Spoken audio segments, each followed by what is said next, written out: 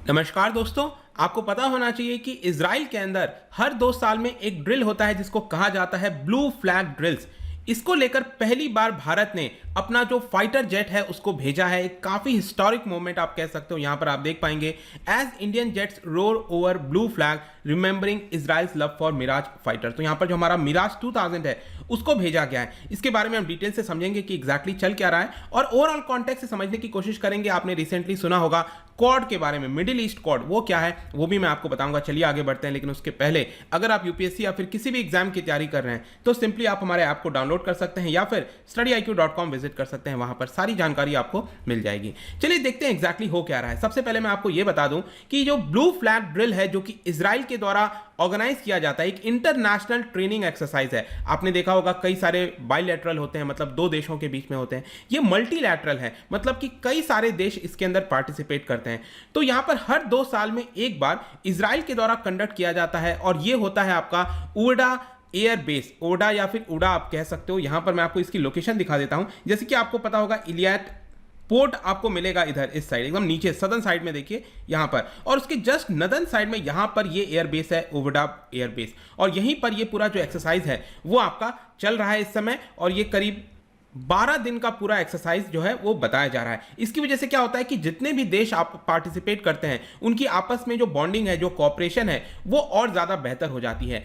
अगर इस एक्सरसाइज की बात करें, यहां पर एविएशन एक्सरसाइज है, मतलब फाइटर जेट्स वगैरह पार्टिसिपेट करते हैं। सबसे पहली बार 2013 में ये हुआ था, पहला एडिशन। उसके बाद 2019 में अगर आप देखोगे तो सिर्फ 4 देशों ने पार्टिसिपेट किया था, और 2019 के बाद, अब 2 साल के बाद 2021 में यहां पर 8 देश पार्टिसिपेट कर रहे हैं। अब इसके अंदर आप देखोगे तो कई सारे जो फाइटर जेट्स हैं उनको भेजा गया। जैसे कि आप देख सकते हो इजराइल के पास उनका खुद का कई सारा फाइटर जेट है। भारत की तरफ से यहां पर आप देख पाओगे मिराज 2000। इसके अलावा यहां पर जो इंग्लैंड हो गया, जर्मनी हो गया, फ्रांस हो गया, वो सब ने अपने फाइटर जेट्स को यहां पर भेजा है। इनफैक्ट अगर टोटल देश की बात करें तो US, Germany, Italy, UK, France, India, Greece, ये सब इसके अंदर इस बार पार्टिसिपेट कर रहे हैं। जहां तक भारत के पार्टिसिपेशन की बात है तो ध्यान रखिएगा कि हमने 2017 में भी पार्टिसिपेट किया था ब्लू फ्लैग ड्रिल को, लेकिन उस समय हमने अपना कोई फाइटर जेट नहीं भेजा था। इनफैक्ट जो हरकुलिस आपने सुना होगा, ट्रांसपोर्टेशन के ज्यादातर काम आता है, उसको भेजा था हमने। लेकिन फाइटर जेट पहली बार 2021 में भारत की तरफ से भेजा गया है, और उसमें भी आप देखिए तो करीब 5 जो अपग्रेडेड वर्जन है मिराज 2000 के, उसको हमने यहां पर भेजा है। 17 अक्टूबर से ये ऑलरेडी स्टार्ट हो गया है, 28 अक्टूबर तक ये चलता रहेगा, जिसकी वजह से आप कह सकते हो हमारे पास अपॉर्चुनिटी है, बाकी देशों के पास अपॉर्चुनिटी है। यहां पर जो एडवांस टेक्नोलॉजी के माध्यम से जो थ्रेट है उसको हम किस प्रकार से कम कर सकते हैं। एयर टू एयर ड्रिल हो गया, एयर टू ग्राउंड कॉम्बैट हो गया, advance surface to air missiles threat हो गए, ये सारे सिनेरियोज को यहां पर कंडक्ट किया जा रहा है और अपनी जो कैपेबिलिटी है उसको बढ़ाने की बात कही जा रही है। इनफैक्ट मैं आपको बता दूं, आपको पता होगा कि करीब 5 दिन के दौरे पर एस जयशंकर साहब, हमारे जो एक्सटर्नल अफेयर्स मिनिस्टर हैं, वो इजराइल गए हुए थे। और वहां पर आप देखिए तो जो ये एयरबेस मैंने आपको बताया, ओडा एयरबेस, वहां पर भी उन्होंने विजिट किया था। या फोटो देख सकते हो, इस तरह से फोटो आया था। और आई थिंक करीब 70 या 72 जो मेंबर्स की कंटिंजेंट है वो इजराइल गई हुई है। जहां तक इसके सिग्निफिकेंस की बात है, देखिए मिराज 2000 जो 5 अपग्रेडेड वर्जन वहां पर हमने भेजा है, it is one of the most reliable aircraft in the Indian air force. जैसे कि 1999 में कारगिल के दौरान भी ये काफी काम आया था। 2019 में जो बालाकोट स्ट्राइक किया था हमने पाकिस्तान ऑक्यूपाइड कश्मीर में जाकर, वहां पर भी इसी का इस्तेमाल किया गया था। और इनफैक्ट जो बालाकोट स्ट्राइक था वहां पर जो हमने बॉम्ब्स का इस्तेमाल किया था, it was Israeli developed spice guided bombs. I am sure आपने सुना भी होगा उस समय, तो इजराइल के द्वारा ही बनाया गया था। और इजराइल का भारत अगर आप देखोगे तो दोनों के बीच में बहुत सारा डिफेंस डील है। जैसे कि फाल्कन अवाक हो गया जो airborne warning and control system होता है, हेरॉन हेरोप जो यूएवी हो गए, अनआर्म्ड एरियल व्हीकल हो गया, एस्ट्रोसैट हो गया, ग्रीन पाइन रडार्स वगैरह हो गए, बहुत सारी चीजें आपने देखा होगा लेजर गाइडेड बॉम्ब से लेकर यहां पर इजराइल और भारत के बीच में देखने को मिलती हैं। तो काफी इंपॉर्टेंट पॉइंट आप कह सकते हो कि फर्दर जो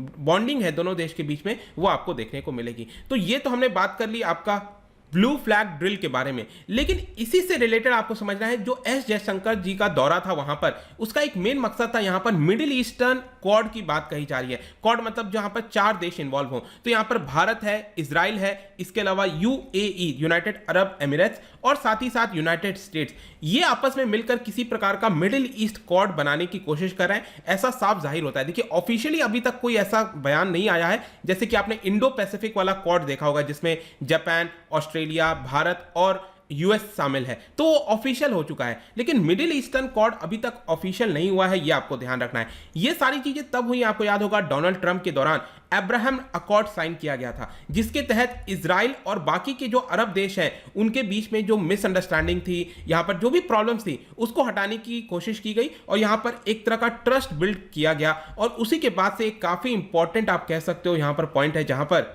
मिडिल ईस्टर्न क्वाड बनाने की कोशिश करी जा रही है। और इसी के साथ साथ यहां पर एक इन पर्सन मीटिंग भी हुआ था फॉरेन मिनिस्टर्स के बीच में, आपको पता होगा। लेकिन क्वेश्चन ये आता है कि जो इंडो पैसिफिक वाला क्वाड है, जहां पर जापान, ऑस्ट्रेलिया सब मैंने आपको बताया, उससे ये जो मिडिल ईस्टर्न वाला क्वाड है वो किस तरह से डिफरेंट है, वो आपको बहुत अच्छे से पता होना चाहिए। डेफिनेटली एग्जाम में पूछा जा सकता है। देखिए यहां पर आपको समझना है कि जो इंडो पैसिफिक वाला क्वाड की बात करते हैं, उसका मेन मकसद यह है कि जो बीजिंग के द्वारा जो चाइना है उसके थ्रेट को किस तरह से कमजोर किया जाए, उसका मेन मकसद आपको वही देखने को मिलेगा। लेकिन जहां तक मिडिल ईस्टर्न क्वाड की बात है, यहां पर जो लोकल राइवलरीज हैं उसमें जाने की हम कोशिश नहीं करेंगे। इसमें मेन मकसद होगा energy, health, economics, climate change, इसके ऊपर ज्यादा फोकस किया जाए। लेकिन ऑल्दो अगर आप देखोगे तो जिस तरह से अभी ब्लू फ्लैग ड्रिल चला है, इसके अलावा मार्च के महीने में यूएई के द्वारा डेजर्ट फ्लैग 6 हो गया एट अल दफरा बेस, वो भी कंडक्ट किया गया था। तो यू नेवर नो, आगे चलकर हो सकता है कि ये जो मिडिल ईस्टर्न क्वाड की बात कर रहे हैं वो किसी प्रकार का मिलिट्री कॉपरेशन में बन जाए, कुछ हो जाए,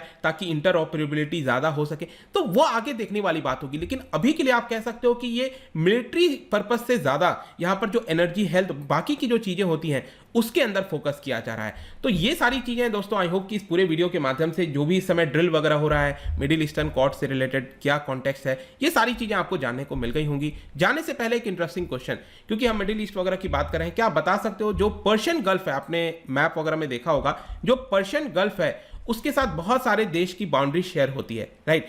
कौन से देश की बाउंड्री शेयर नहीं होती है, ये आपको यहां पर बताना है। इसका राइट आंसर आपको पता ही है, मेरे इंस्टाग्राम पर तो मिलेगा ही, वहां पर अगर आप नहीं हो कोई बात नहीं, टेलीग्राम से भी ले सकते हैं इसका सही उत्तर। मैं कई सारे एमसीक्यूज यहां पर डालता रहता हूं स्टोरीज के फॉर्म में, आप जाकर प्ले कर सकते हो। बाकी अगर आपको पीडीएफ चाहिए तो टेलीग्राम पर आइए, अलग अलग सोशल मीडिया पर भी आप जुड़ सकते हैं, साथ ही साथ यूपीएससी या फिर किसी भी एग्जाम की तैयारी कर रहे हैं तो सिंपली आप हमारे ऐप को डाउनलोड कर लीजिए। आई होप कि वीडियो आपको पसंद आया होगा। मिलता हूं आपसे next time, till then thank you very much, see you soon.